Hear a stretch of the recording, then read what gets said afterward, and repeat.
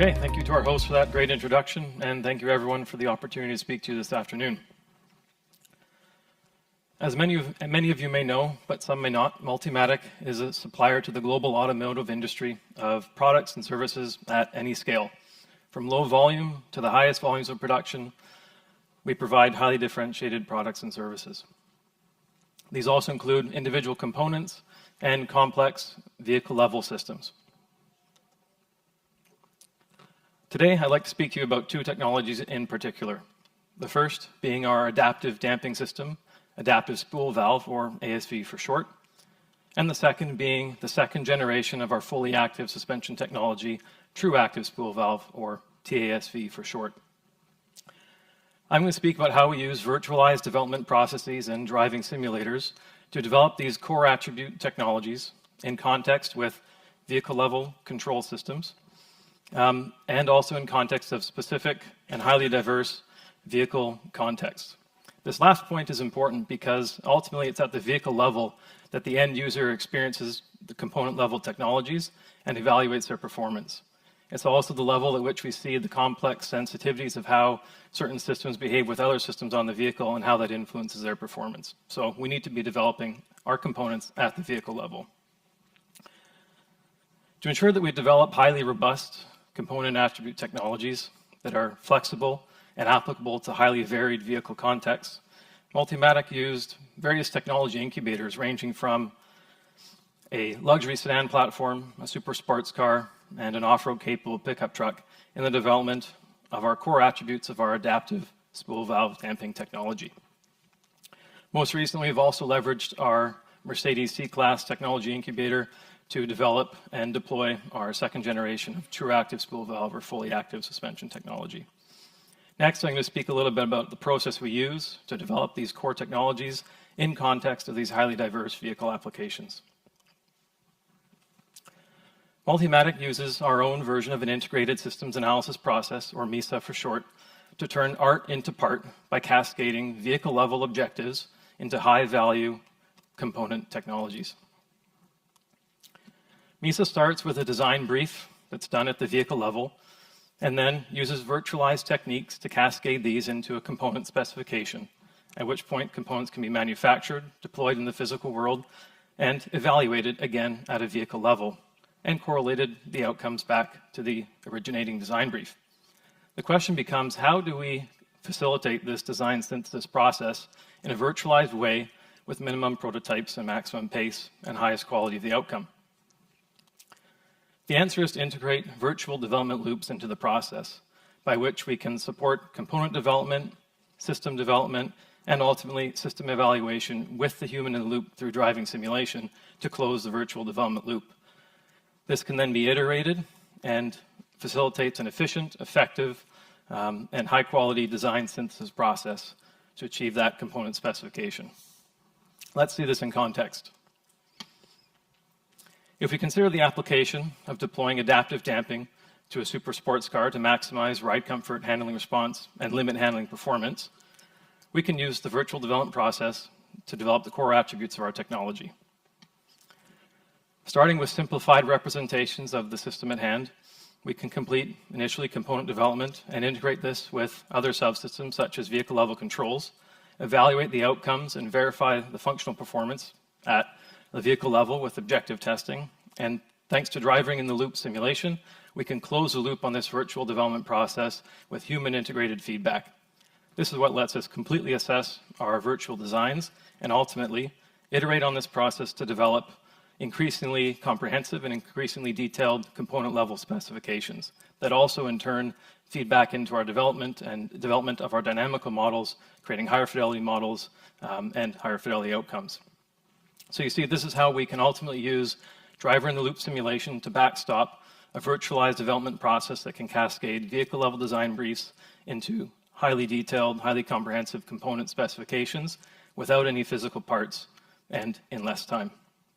We can then confidently produce these parts into the real physical world, complete the integration with other vehicle subsystems, again, such as vehicle-level controls, complete vehicle-level functional verification tests, and vehicle-level objective development prior to bringing the human into the loop once again, though this time in the physical world, to assess the system-level performance and relate that back to our design briefs. This process is highly flexible. For example, we can employ the same process to develop a system for, say, a full-size truck platform with a strong focus on off-road capability. The development process with highly virtualized loops is the same, though the context changes a little bit. Our objective characterization techniques and the form of our outcome change because of the different design brief, but ultimately the same high-confidence process can be deployed, and we can have confidence that the results will translate to achieving our vehicle-level design objectives again. In all this scenario, again, I've mentioned the importance of the driver-in-the-loop simulator to close the loop on our development process in the virtual domain. This is how we can be confident that what we're developing is ultimately going to translate to the real world. So I want to talk a little bit more about the key elements of how we can use driver-in-the-loop simulation, specifically with adaptive damping and active suspension products to achieve strong transference to the real world and high confidence. We have to start with a question. I hinted at this already. What are we trying to solve? What's the question? What's the problem? So in this context, let's consider trying to use virtual development and driver-in-the-loop simulation to develop core attributes and support deployment of adaptive damping and active suspension technologies. First, we need the appropriate fidelity of dynamical models, including vehicle systems and tire models, along with highly detailed component and subsystem models and dynamical models for our adaptive dampers and active suspension systems.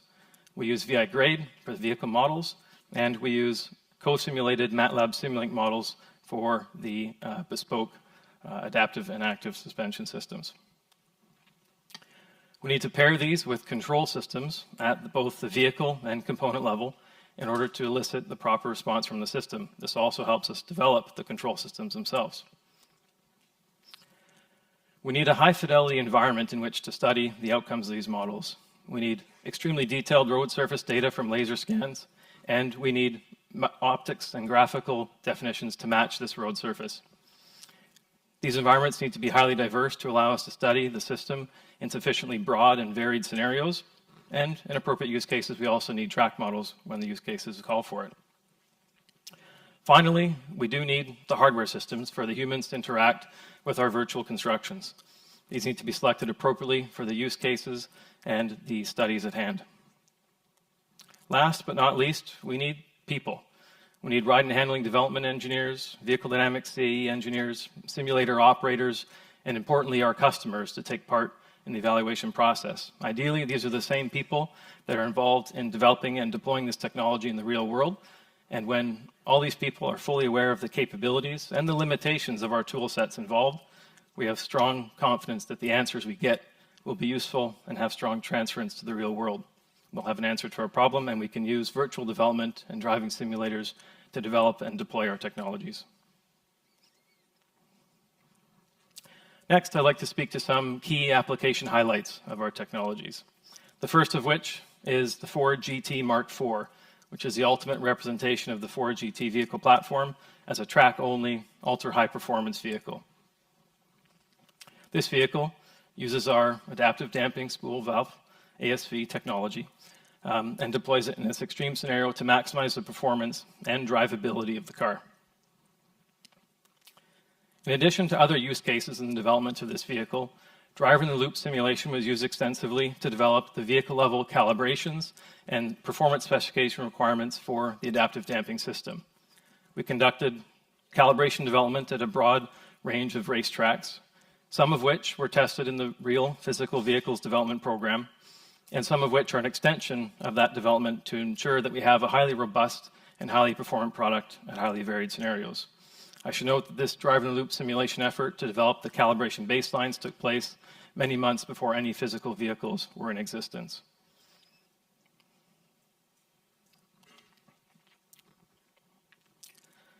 At the other end of this, at the other end of the spectrum, I'd like to talk about an example that involves an off-road racing truck, particularly the Silverado EV racing vehicle that took part in this year's Mint 400 off-road race. This vehicle used Multimatic's ASV, Adaptive Spool Valve damping technology, and deployed it in this unique extreme scenario to maximize the performance of the vehicle. Given the unpredictability and variability of this highly dynamic off-road racing environment with soft soil mechanics and highly variable terrain, the importance of virtual development techniques cannot be understated in this program, which were used to develop detailed specifications for the performance requirements of the damper hardware and to establish the baseline calibrations in support of central vehicle control level calibration tuning for the program. And ultimately is responsible for being able to hit the ground running on this program with high levels of performance right out of the box.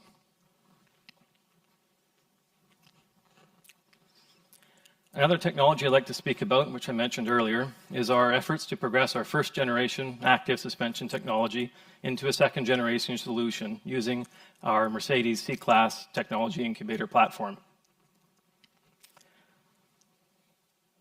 Throughout all stages of development of this vehicle and of this technology, virtual development streams and driver-in-the-loop simulation outcomes have been paramount and instrumental in defining a broad range of characteristics for the system, from early conceptual development through to detailed deployment and design engineering. Outcomes from the virtualized work streams have ensured that we can develop the component, subsystem, and system-level attributes in order to achieve our targeted vehicle-level performance goals, and to do this with less cost, less complexity, and in less time.